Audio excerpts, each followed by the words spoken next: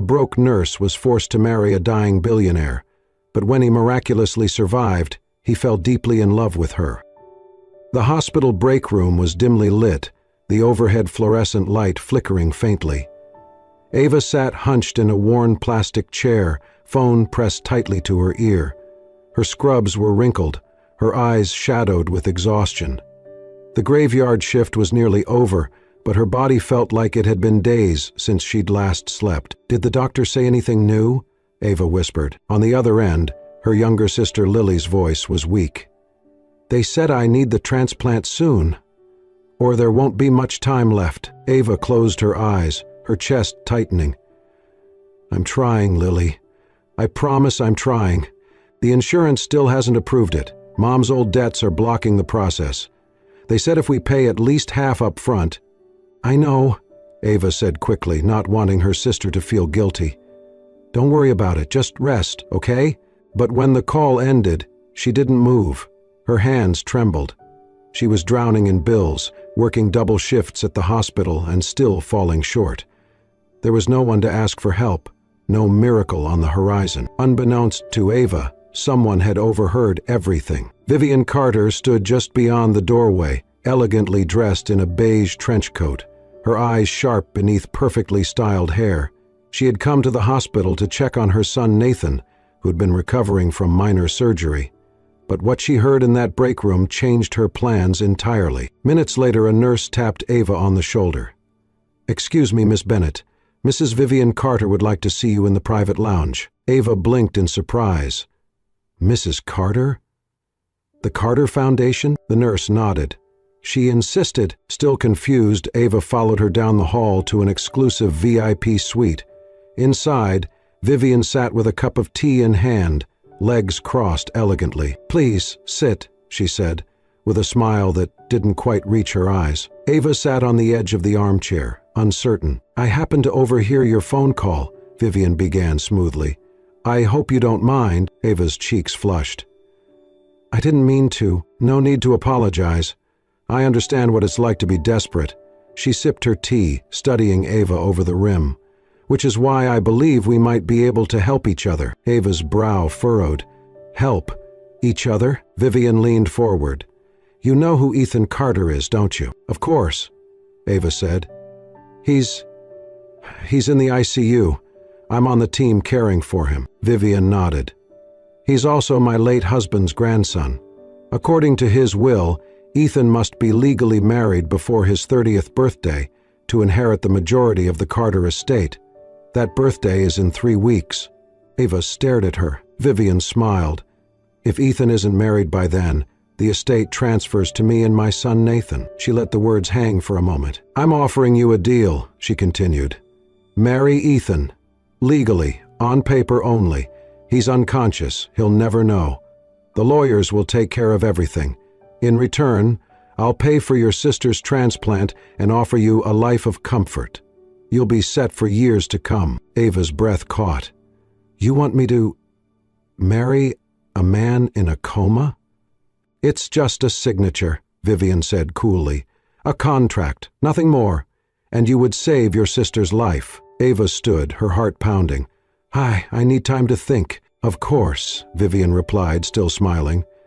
"But remember, your sister doesn't have much time left, and this offer doesn't stay on the table forever." That night, Ava stood beside Ethan's hospital bed, watching the slow rise and fall of his chest beneath the sterile white sheets.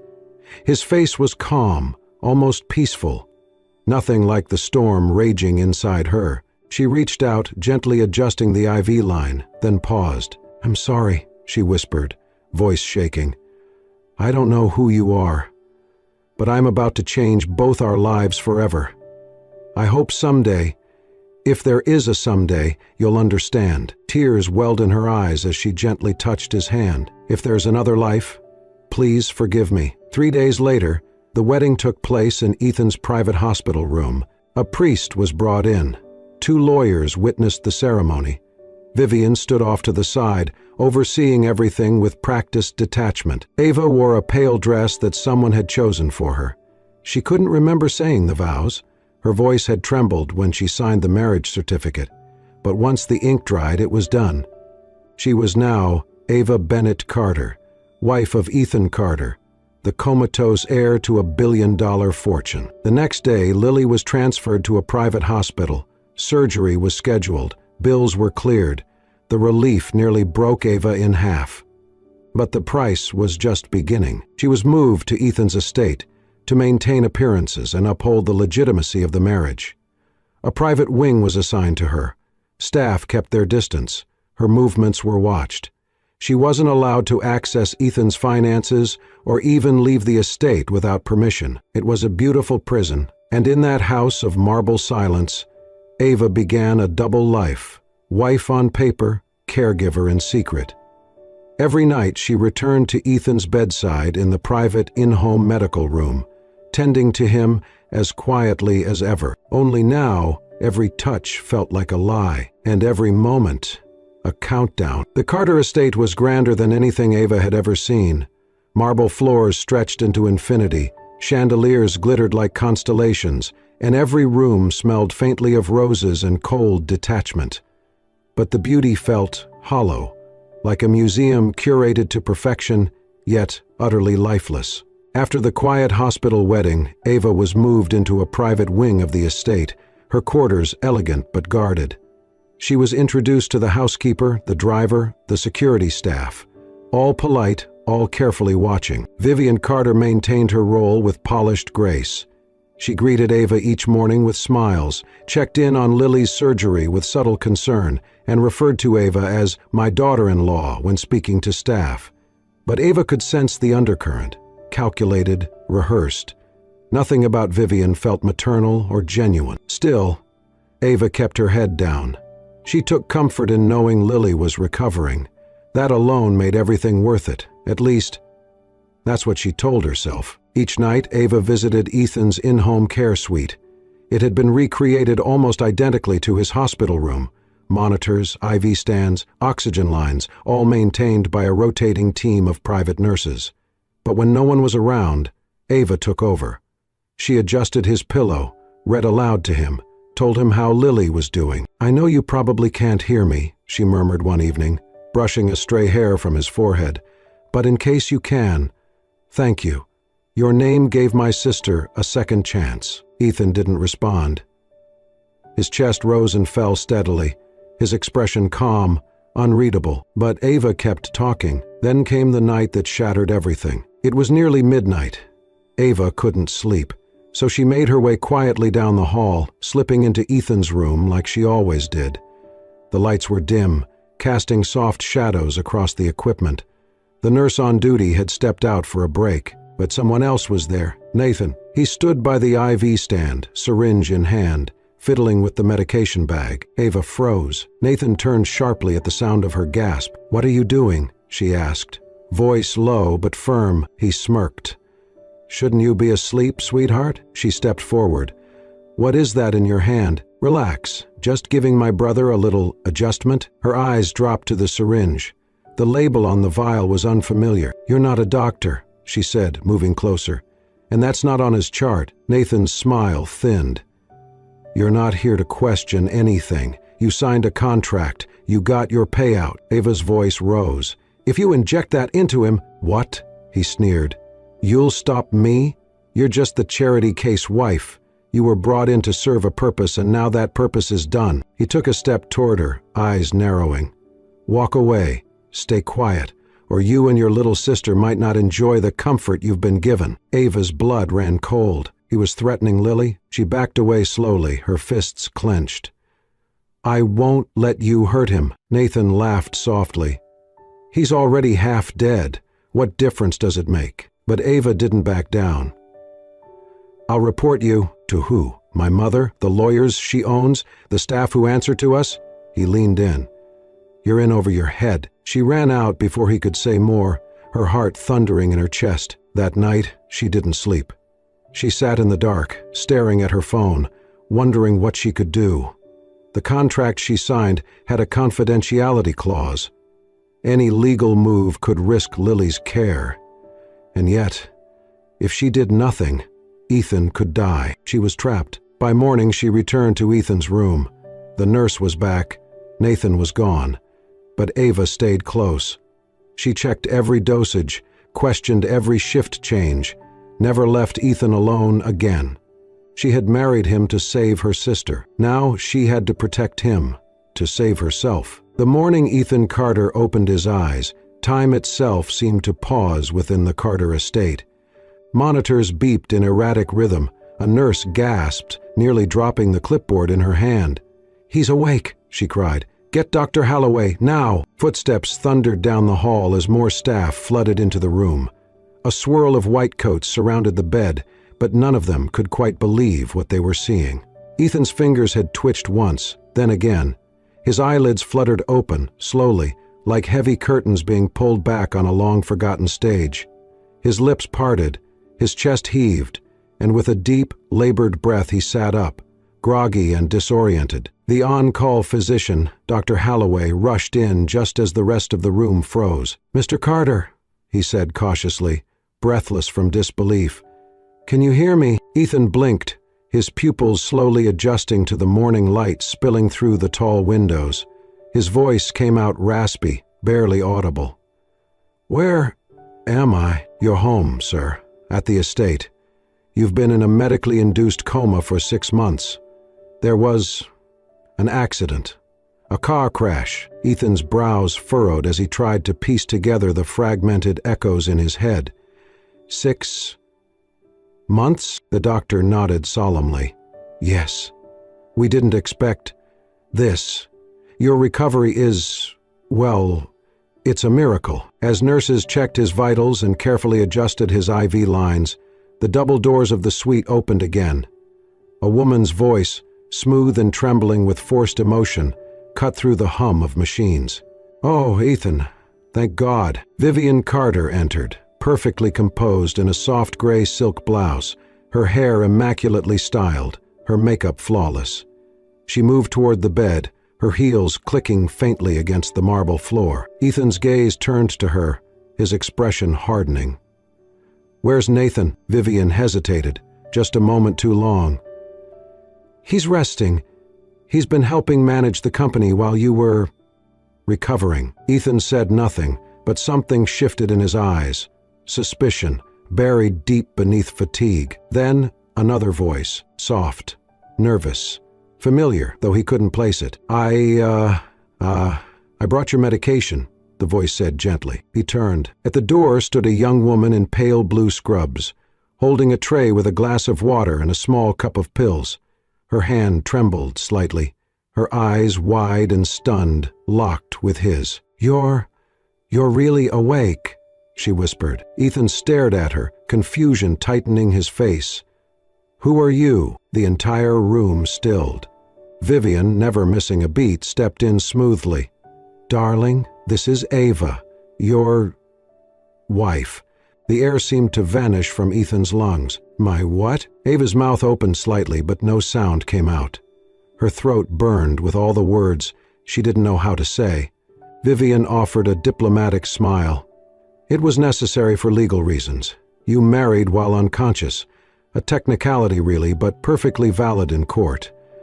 There's documentation." Ethan turned his gaze back to Ava, his face now like carved ice. The medical staff, sensing something volatile about to ignite, quietly excused themselves. The door clicked shut. The silence that followed was heavy. "So let me guess," Ethan said, his voice flat but sharp.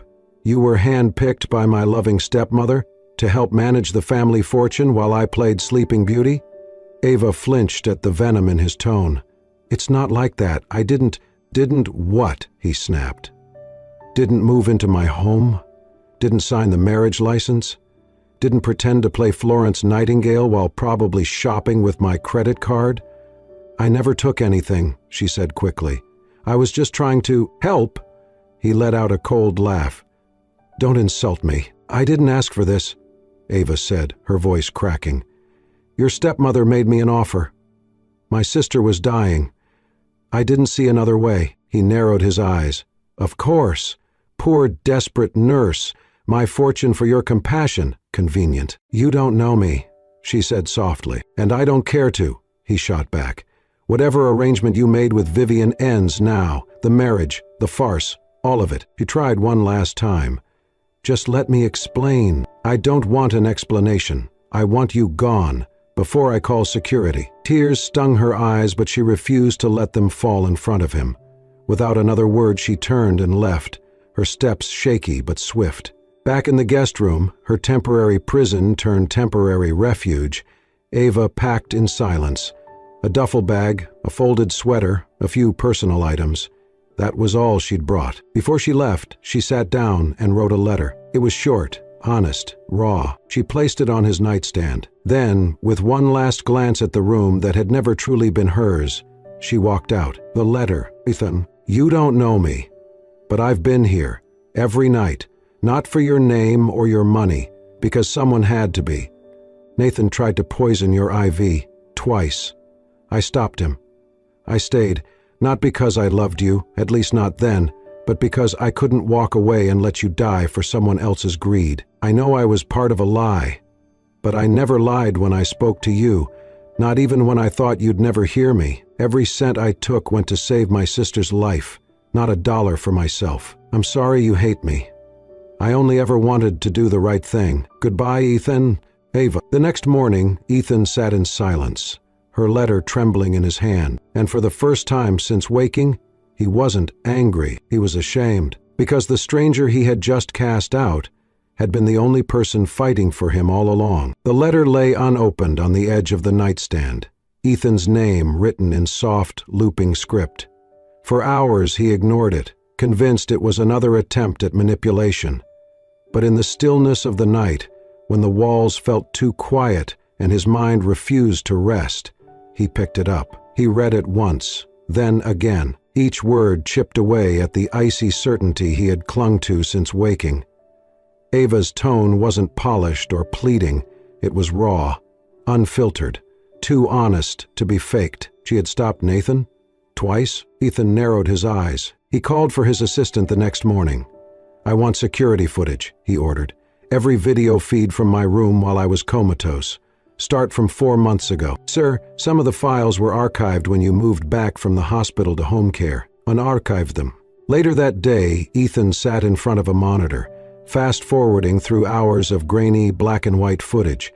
Most nights were quiet, but then, on one recording from nearly 2 months ago, the screen flickered with movement. He saw Nathan and Ava. Nathan stood over Ethan's IV, syringe in hand. Ava stormed in, yanked it from him, and pushed him back. Ethan paused the footage, heart racing. His hand trembled as he clicked through more files. Over and over again, the same pattern. Ava entering the room alone at night, checking the machines, whispering softly as if Ethan could hear her, watching over him. No cameras had audio, but her face spoke volumes.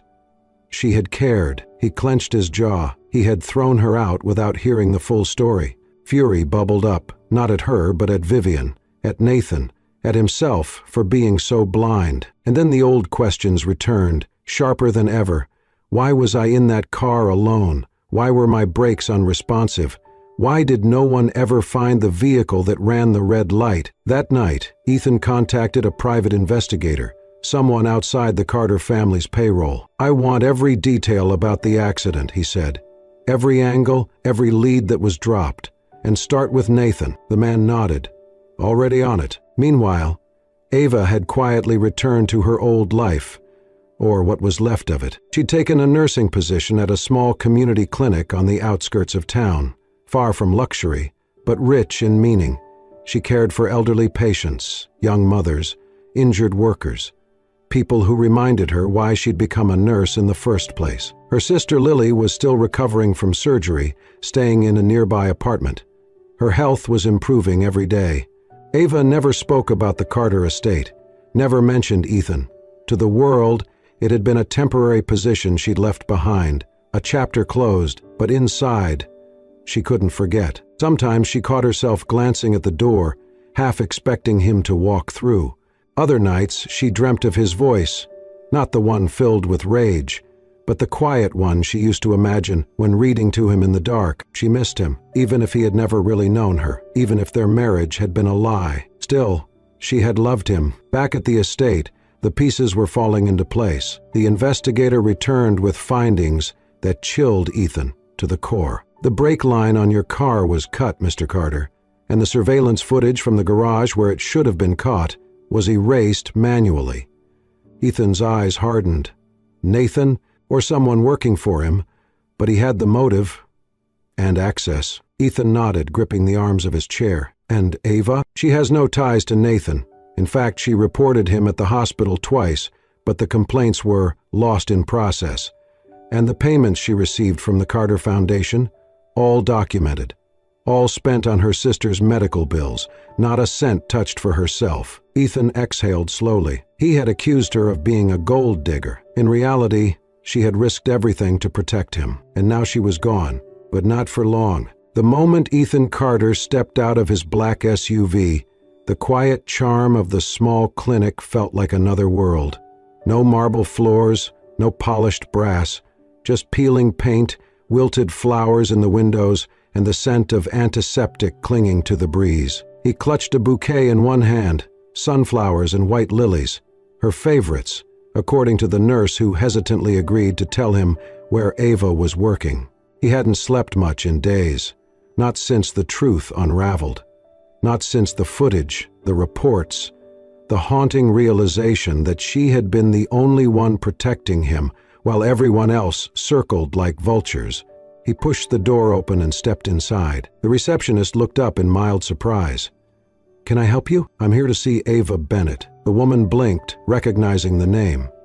"She's with a patient. I'll wait." Moments later, Ava emerged from the hallway, wiping her hands with a towel. She looked tired, but in a different way than before. Lighter, almost peaceful, until she saw him. Her steps slowed.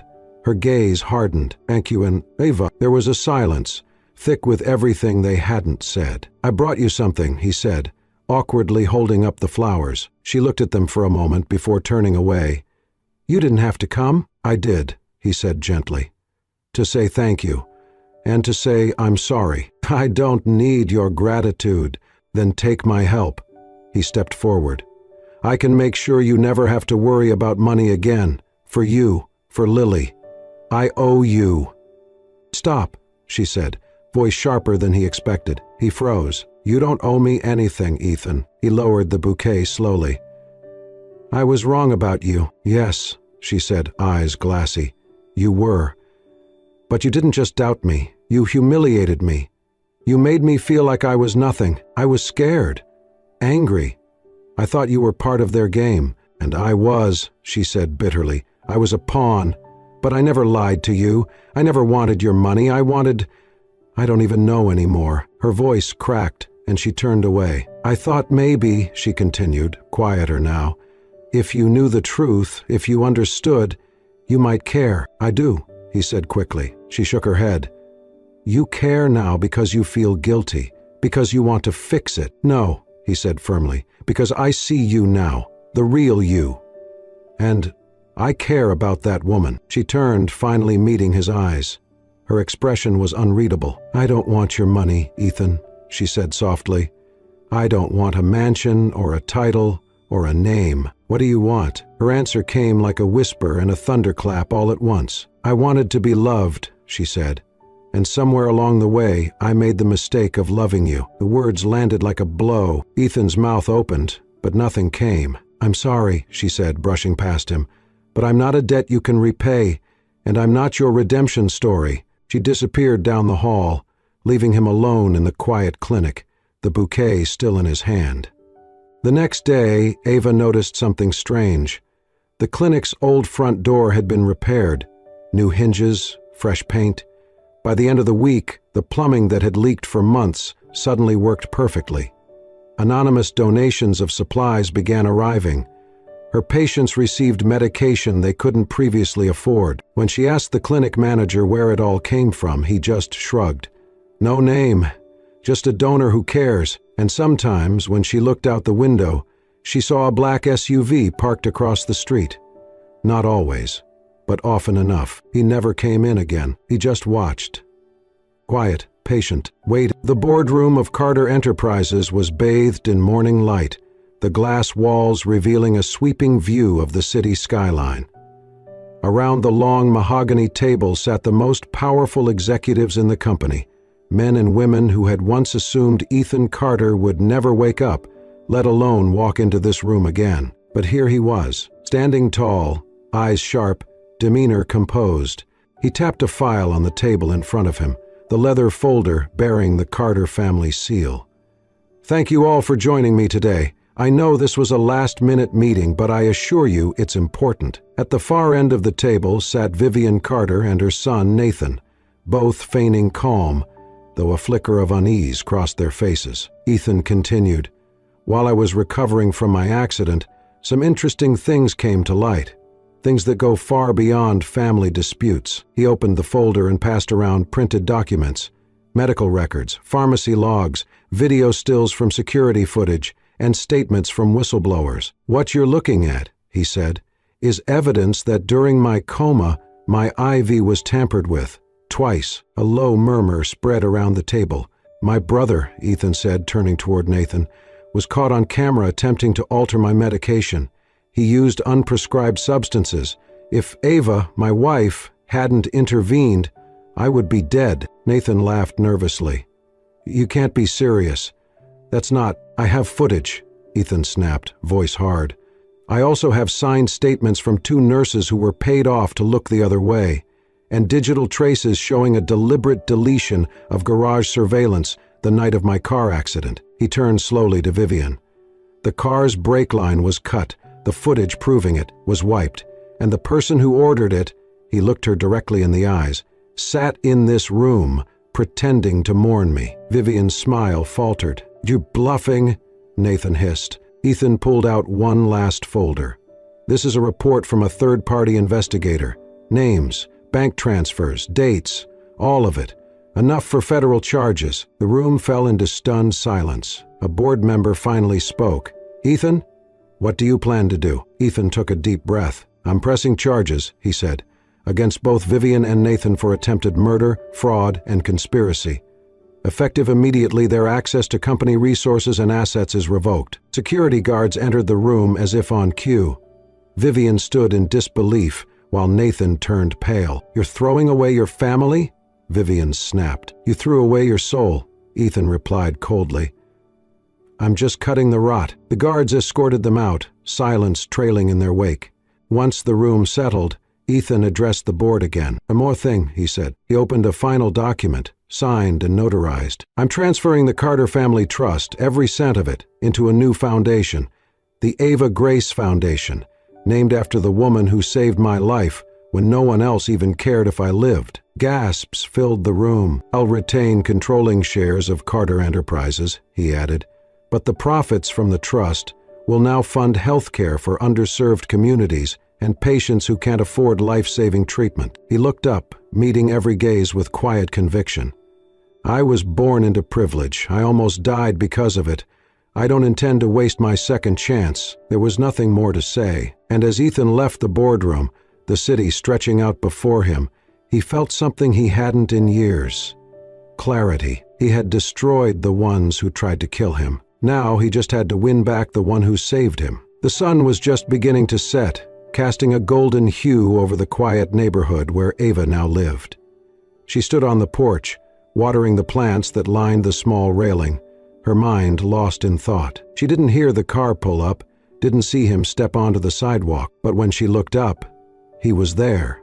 Ethan. No suit, no entourage, just him in a simple sweater and jeans, holding something behind his back. Ava froze, the watering can trembling slightly in her grip. He walked up the steps slowly, stopping just in front of her. "I wasn't sure you'd want to see me," he said softly. "I wasn't sure I did either," she replied honestly. He smiled, small, hesitant. Then he reached behind him and pulled out a small velvet box. Ava's breath caught, but before she could say anything, he dropped to one knee. "No lawyers, no contracts, no coma," he said, voice steady, eyes never leaving hers. "Just me, awake, alive, and completely in love with you." Her hands flew to her mouth. "The first time I married you, I didn't even know your name," he continued, emotion thickening his voice. "But this time, Ava, I want to spend the rest of my life learning everything about you.